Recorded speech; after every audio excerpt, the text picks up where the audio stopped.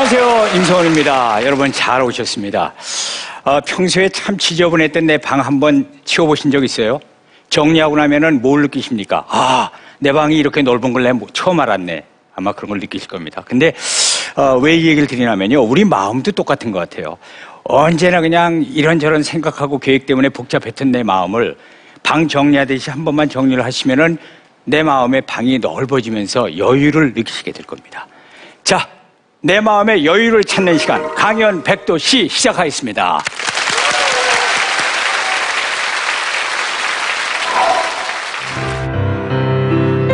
치매에 걸린 장모를 돌보는 사위 이성우. 병원에서 편찮으신 어머니를 수발하던 어느 날 지금의 아내를 만난 그런데 장모 역시 아픈 분이었습니다. 저희 어머니를 모시면서 뇌출혈이다 보니까 어떤 때는 정상이었다가 어떤 때는 헛소리 하시다가 그런 걸 볼 때 정상이다 비정상이다 이게 크게 중요하지 않다라는 생각이 하게 됐어요.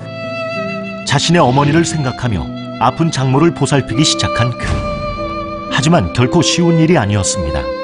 뭐 여자가 됐다가 원수가 됐다 처음 듣는 그런 욕들 격해지면 와서 막 때릴 때 내가 이 구조로 계속 가야 되겠나, 갈 수 있겠나라는 그런 좀 망설임이 참 많이 있었던 건 사실이에요. 그렇게 함께 살며 장모를 돌본 지 16년. 힘든 세월 속에서도 장모에 대한 사랑은 변치 않았습니다. 어머니 아버지가 안 계셨기 때문에 어머니 아버지를 불러보는 그 자체만으로도 그게 얼마나 복인가를 제가 알기 때문에 내 배우자는 그것들이 있을 때 그것들을 오래 할 수 있도록 해주는 게 당연하다고 생각을 했기 때문에 치매에 걸린 장모를 돌보며 효를 실천하는 이성우 씨를 소개합니다.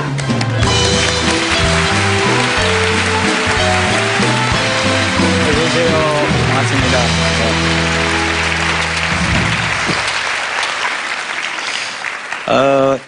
참 얼굴이 정말 선해 보이세요. 네, 그런 얘기 많이 들으세요? 자주 듣습니다. 자주 들으시네요. 네. 장모님하고 이렇게 모시고 사신 지가 벌써 16년이라고 그러셨는데요. 네. 장모님께서 지금 치매로 이렇게 고생하시잖아요. 예. 혹시 사위라는 건 늘 알아보시는지요? 전혀 알아보시지 못 알아보세요? 예. 그럼 사위라고 부르시는 적이 없겠네요? 예, 전혀 없었는데 그런데 좀 섭섭한 마음도 있을 것 같아요. 아무리 이제 그래도 한 번도 그런 얘기를 못 들었으니까 어떻게 모시고 살 결심을 하셨습니까, 장모님은?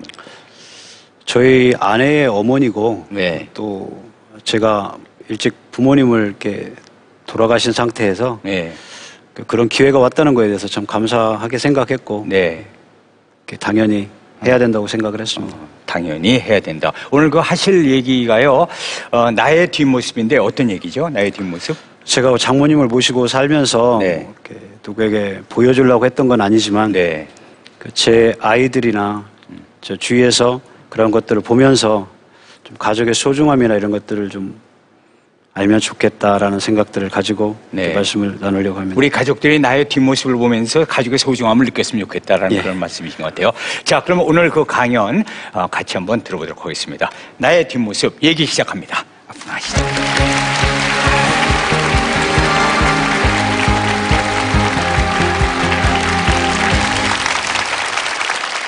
이성우라고 합니다.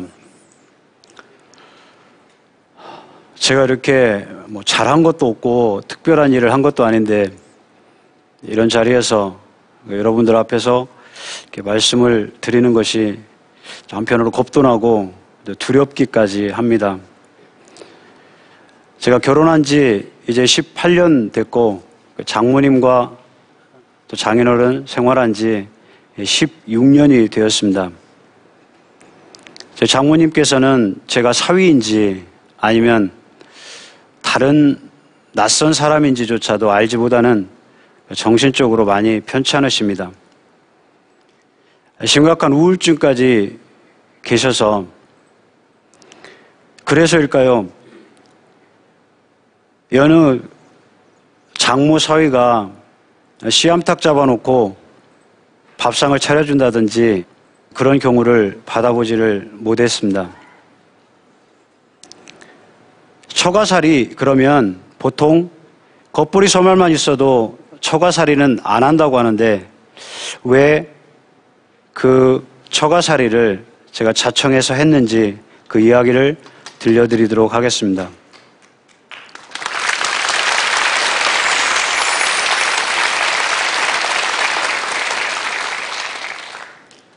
제가 26살 때 저희 어머니가 뇌출혈로 쓰러지셔서 그 병원으로 갔더니 장례식을 준비하라고 이야기를 들었습니다. 다행히 수술 후에 반신불수가 된 어머니를 2년여 동안 그러니까 돌볼 수 있는 시간을 가졌습니다. 주위에 많은 분들이 도와주셨지만 20대 청년으로서 어머니를 돌보기에는 많은 무리가 있었습니다. 어떤 때는 기저귀를 30번이 넘게 갈아보기도 했고 또 어머니를 목욕시키는데 2시간 정도 이상으로 소비하면서 어머니와 씨름을 해야 할 때도 있었습니다. 88년도 제 나이 20살에 아버지가 돌아가셔서 다른 형제들이 어머님을 모실 수 없는 상황에서 막내가 모셔야 된다는 생각은 가지고 있었지만 당장 그런 일이 닥치고 나서 너무나도 어려운 상황이었습니다. 67세에 쓰러지신 어머니는 69세 2년여간을 투병 생활을 하시다가 세상을 떠나셨습니다. 그 기간 동안 저는 너무나 보람있고 어머니와 함께하는 시간이 참 행복했었습니다. 그렇게 떠나신 어머니의 선물이었을까요? 병원 생활하던 중에 그 병원에 간호사로 근무하던 제 아내를 자연스럽게 만날 수 있었고 결혼하면 괜찮겠다라는 생각을 하게 되었습니다. 근데 그때 상황에 제 처지가 시골에서 직장도 없고 어머니와 생활하면서 생긴 약간의 빚도 있었고 이러한 상황에서 결혼 이야기가 나왔을 때 저희 아내 주변에서 많은 반대가 있었다고 얘기를 들었습니다. 그때 저희 장인어른께서 막내 아들이 어머니를 모시고 있는 그러한 청년, 다른 거 뭐 볼 게 있겠나, 그 사람 결혼해라 라는 이야기를 했고 그 덕분에 어머니가 돌아가신 후에 2년 후에 결혼을 할 수 있었습니다. 어머니를 간호하느라 제 아내와 데이트다운 데이트 할 수 없었습니다. 만나지는 못했지만 전화로 통화하면서 보통 가정에서 있을 수 없는 그런 소리들이 들려왔을 때 제가 물어보게 되었고 장모님의 이야기를 들을 수 있게 되었습니다. 저희 장모님은 1941년생이신데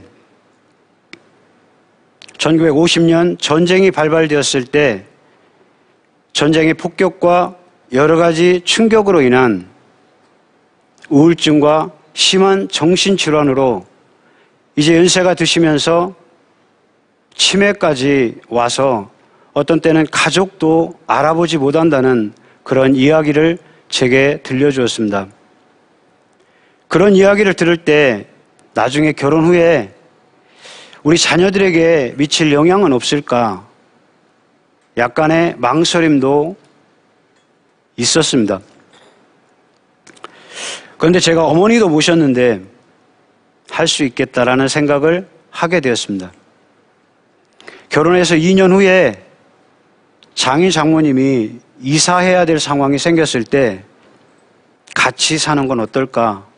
그때 저희 아내가 힘들지 않을까라는 이야기를 하면서 장인어른, 처남, 처제에게 상의를 한 후에 함께 살기로 했습니다. 그 일이 말처럼 그렇게 쉽지는 않았습니다. 저희 장모님이 어떨 때는 저와 같이 꽃 구경도 가고 공원에 가서 식사도 하시고 또 동네 한 바퀴를 돌면서 나중에 아이스크림도 같이 나눠 먹고, 그래서 제가 기분이 이제 이분이 괜찮으시겠다 해서 내일 또 가실까요? 그러면 언제 그랬냐는 듯이 숱한 욕설과 도저히 감당할 수 없는 그러한 반응을 보일 때 참 어떻게 대처해야 될지를 알지 못하는 상황이 많이 있었습니다. 아는 사람들과 식사하고 있는데 왜 여기서 너가 밥을 먹냐고 제 옷을 잡아다니기도 하고, 온 식구들이 모여 있는데 갑자기 와서 제 뒷목을 때리기도 할 때는 저희 아이들까지 있는 상황에서 제가 어떻게 행동을 해야 될지 참 막막할 때가 많았던 것 같습니다. 그리고 가장 힘들었던 거는 유독 제게 엄청난 욕설과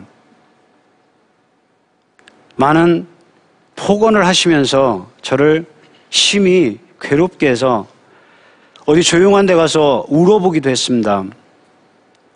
내가 나름 어머니를 모시면서 열심히 한다고 했는데 그거에 대한 보상이 과연 이건가? 그러나 그때 나의 아내의 어머니가 아닌가라는 생각을 하면서 받아들이게 되었습니다. 장모님께서 계속 안 좋아지시는 상황이 되었을 때 장인어른과 처남, 처제, 저희 아내가 회의를 하게 되었습니다. 도저히 안 되겠다. 병원으로 가든지 아니면 요양원으로 가든지 어머니를 격리시키자. 그때 제가 그랬습니다. 부모님을 일찍 여인 제 입장에서는 어머니, 아버지라고 부를 수 있는 그 존재가 옆에 있는 것만으로도 감사한 일이라고, 우리가 할 때까지는 해보고 나중에 얘기하자라는 이야기를 하면서 우리가 가족의 힘으로 한번 해보자라고 해서 지금은 위에 집에 저의 가족과 장인 장모님이 함께 살고 있고, 바로 밑에 집에는 처제가 살고 있고, 바로 앞집에는 처남 가족이 함께 모여서 그 아픈 장모님을 가까운 곳에서 모시도록 하고 있습니다.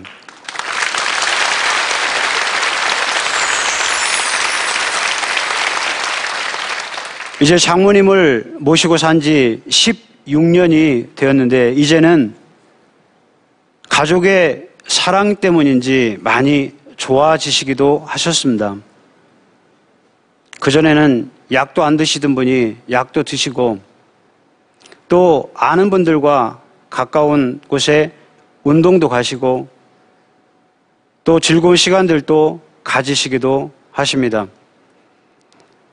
올 초에 장인어른 80회 생신을 맞이해서 제주도 여행을 계획했었습니다. 집안에 중증 환자가 있는 상황에서 회갑, 칠순, 팔순 이런 행사를 제대로 한다는 것이 참 어려웠습니다. 출발하는 날 비상 상황이 생겼습니다. 죽어도 안 가시겠다는 겁니다, 장모님이. 온 집을 뒹굴면서 나 거기 가면 죽는다고 제 옷을 찢고 얼굴을 핥혀놓고 손을 다 긁어놓고, 그때 노인시설에서 오래 근무했던 제 아내의 지혜로 그 상황이 수습되어서 간신히 제주행 비행기를 탈 수 있었습니다. 장모님께서 창가에 앉아 있었고 그 옆에 저희 아내, 제가 앉아 있다가 제가 여쭤봤습니다. 비행기 처음 타시는 건데 기분이 어떠시냐고. 아무 소리 안 하셨고 싶습니다. 그러더니 제 안에 건너에 있는 제 손을 잡으시면서 그냥 웃어 주셨습니다. 그때 제 아내가 옆에서 고맙지, 엄마 이 사람 때문에 여기 오게 됐는데 고맙지, 고맙다고 좀 한번 해봐 라고 얘기할 때 아무 소리 않고 그냥 짧게 웃기만 하셨습니다. 어찌 보면 제가 16년 동안 살면서 그 따뜻한 감정을 전해받았던 그런 유일한 사건이었던 것 같습니다. 생활하면서 참 다행인 거는 저희 아이들이 할머니와 생활하는 거에 대해서 자연스럽게 생각하고 자기 친구들을 데리고 오고, 특히 제 둘째 딸이 할머니와 같이 방을 쓰는데 자기 언니 방이 비어 있을 때도 꼭 그 방을 할머니와 살고 있는 모습에 당연하게 받아들이고 있는 제 딸들이 자랑스럽고, 또 그 아이들이 자기 아빠에 대해서 자랑하는 그런 이야기를 간접적으로 들을 때 제가 참 다행이라는 생각을 합니다.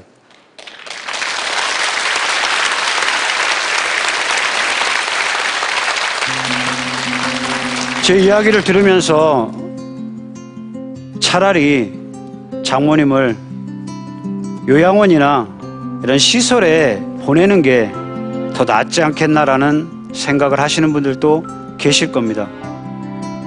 그렇게 하면 우리 가족이 참 편할 수는 있을 것 같습니다. 그러나 전혀 알지 못하는 그러한 사람들도 돕고 사는데, 나의 사랑하는 아내의 부모님인데 더욱이 그렇게 해야 된다는 생각을 가집니다. 저희는 그 가족의 뭉쳐진 힘으로 그 일들을 감당해 보려고 합니다.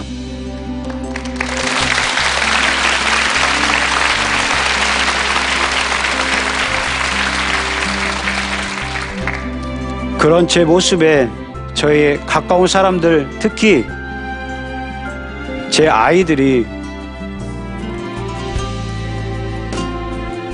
나중에라도 아빠의 모습을 보면서 그 삶을 따라가는 그러한 자녀들이었으면 좋겠다라는 생각을 합니다. 자식은 부모의 뒷모습을 보고 자란다고 합니다. 제 뒤를 보고 따라오는 그 아이들에게 좋은 아빠로 남아있기를 바라는 마음입니다. 지금까지 제 이야기를 들어주셔서 감사합니다.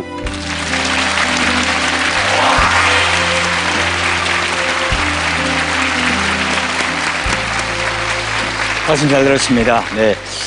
자식은 부모의 뒷모습을 보면서 자란다. 참 좋은 얘기라고 생각이 들고요. 자식이 항상 내 뒷모습을 보고 있을 거다라는 그런 생각을 하면은 뭘 참 뭐든지 잘해야 될 것 같은데, 이성우 씨의 뒷모습을 아마 댁에서 자녀들이 보면서 어떤 생각을 할까요? 참 자랑스럽게 생각하실 것 같아요. 제가 직접 물어보지는 않았지만 네네. 그냥 보통은 될 거라고 생각을 하는데. 여기 지금 따님 오셨죠? 예. 어디 계세요? 따님? 어디 앉아 계신지 아세요? 저쪽. 네. 따님이 지금 벌써 표정이 우리 아빠 뒷모습 보면서 난 늘 자랑스럽게 생각해 하는 그런 표정이신 것 같아요. 맞죠? 네. 지금 미소를 이렇게 지으셨습니다. 이제 앞으로도 장모님을 계속 모실 거죠? 예. 네. 그래서 장모님을 보시면서 네. 언젠가 저를 이렇게 사위로 불러주고 네. 같이 그런 날이 왔으면 하는 마음으로. 네, 그러니까 어느 날 갑자기 아마 장모님께서 그러실 것 같아요. 이서방, 그동안 정말 애만 있었네 그러실 것 같아요. 예, 그럴 날이 올겠습니다. 네, 저도 꼭 그렇게 그날이 오기를 같이 빌어드리겠습니다. 감사합니다. 네, 오늘 나의 뒷모습이라는 얘기로 강연을 해주신 이성호 씨였습니다. 감사합니다.